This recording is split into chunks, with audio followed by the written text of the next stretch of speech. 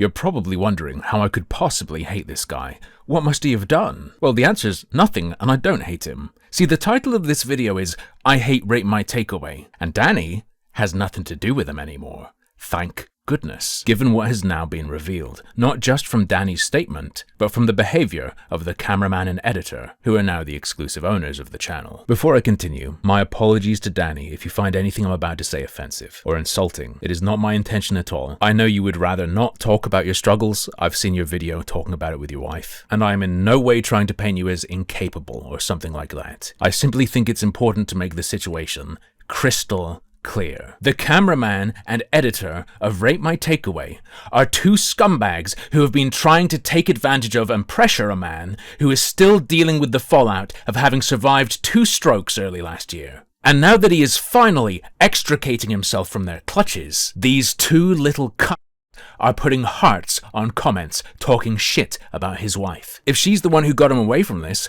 good on her. Cause these fucking freaks are hearting comments talking about his appearance is proof of his guilt. Now that little change in his countenance was actually because he had 2 fucking strokes. They are hearting comments putting Danny down for making 2 poor lads unemployed. They're not just employees, they're directors of multiple companies, including Rate My Takeaway Kitchen, which is how everyone knows your full identities, by the way, and is the company that includes Danny's father. Because Danny, having gone through what he went through with the strokes, having had his confidence knocked, having had you two treat him like shit, he felt he needed his father's help to deal with it. Last time it all kicked off between me and Tom was February. Contracts again.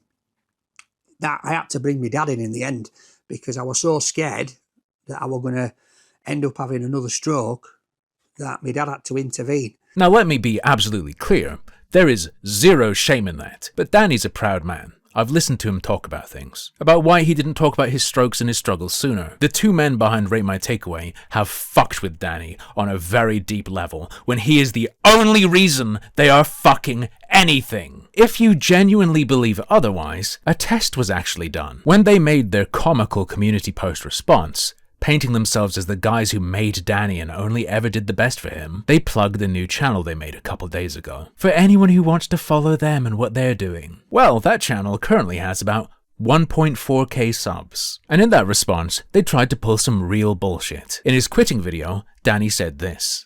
I would have liked to have done a farewell episode, but again, it's out of my hands. It's something that I've not got control of. That's why, hence, I've had to put it on here. They try to imply in their response that he's a liar. They say they asked him multiple times to film a farewell video so things could be explained properly to the audience, but he chose not to. And when they suggested sitting down together in the same room and filming both sides for you all, he refused. No shit he didn't want to do that. As he explained, that would be under the control of these 2 little freaks. And Danny reiterated his issue in a follow-up. You guys were asking for us to sit down and do a video. Okay, that is no longer viable for me to do that with them because they would not let me do a video and say what I want to say and put it up unedited, right? They could have let him do his and then done theirs. No, they wanted their fingers in every step, in every element, control over what was put out. Good on you, Danny. There are people who have never had a stroke who fall for that shit all the time. And another disgusting manipulation. In Danny's original video, he explains that the business was split 3 ways between them. He explains that's for the money, but also for the business, and he was denied access to some things. I've always said that, you know, it's 3 of us, and that we split things equally. And what I mean by that is obviously the monetary side of things is split equally. You know, I should also be equal within the business, but that's something that, you know, from day one I've struggled to achieve, to be honest, because for whatever reasons I don't get access to certain things, or you know, I can't do this. To me, it's made perfectly clear that he is specifically not talking about the split of money, but something else, specifically access to certain things. In response, the cameraman and editor were hearting comments talking about greed and conspiracy. Comments that said Danny must have been trying to get a majority share. Comments suggesting that Danny is a money-hungry hypocrite. Is that what Danny was talking about? He wanted access to more money? Danny says a few things were hidden from him or denied to him. The money issue is that for a very long time, he wasn't allowed to see the receipts of what his share actually was. I only just got to see the bank account in October last year. We set up a new company, opened the bank account, and then the revenue from YouTube and Facebook and that all went in there, so I can see the finances now. But up until then, never seen a thing. So for all I know, they could have been getting money from elsewhere. Not saying that they have, but they could have been, and I know nothing about it. So cameraman and editor are giving these people the thumbs up for saying Danny's greedy because he wanted to know how much money he was actually owed. Not that he wanted a bigger cut, but he wanted to know for sure what his cut actually was. Bit of a red flag there, boys. Especially when Danny's alleging that, behind his back, you had taken money from at least one place you visited. Obviously, I've always banged on about paid reviews, and that, you know, I've not done a paid review. So, on YouTube, when I was doing YouTube, never done a paid review, right?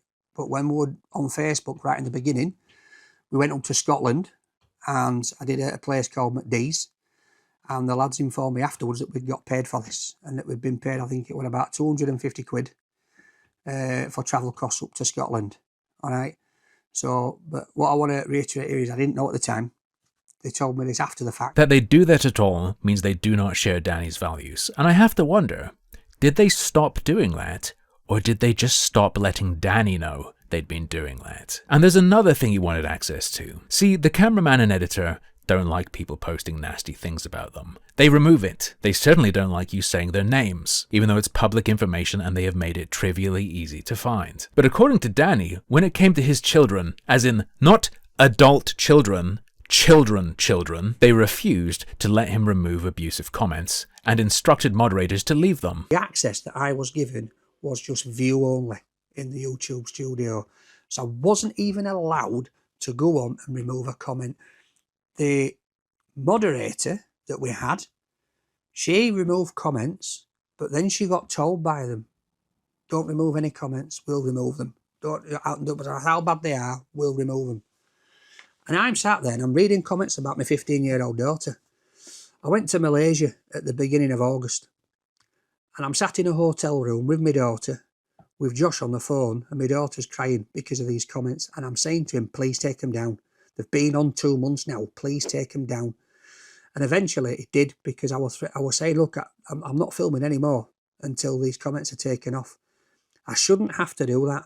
Regardless on your views of what comments should be allowed, or how you feel about putting your kids online, those guys won't let it be said about them. But when it's about a 15-year-old girl, they have to be begged and pressured. What does that say to you about them? There is even more to all of this. Danny claims they are hiding a van that is under his name from him, and he goes into detail about multiple contracts and situations. I recommend watching both of his videos, which I will link below in the description box. But I don't actually think the nitty-gritty matters all that much when you have two people here who are such obvious wrong-uns. And I hope that they learn to feel even a fraction of the fear and stress that Danny had to deal with after his strokes, facing these two freaks. Talentless losers. I mean, look at their work. Leeching off of the real soul of the channel. Trying to treat him like they're Hollywood execs and he's just another wannabe star. Trying to spook Danny with talk of legal action when you know he's not in fighting shape. When you know he's not at his tip-top. When you know how you've been messing with him for months. From the start, really. From the sounds of it, but especially since he's been struggling. People are giving you boys advice, including this guy who said you should get celebrities to come on and host it. You delusionally hearted that one. But I have some more realistic advice for you. I think you lads should figure out how to disappear forever. Because if you've got social anxiety now, which is, wait, a mental health issue. You didn't care about Danny's, did you? Anyway, if you think you're struggling now, things will only get worse. God willing, things might even get stressful enough that you learn what it's like to have a stroke.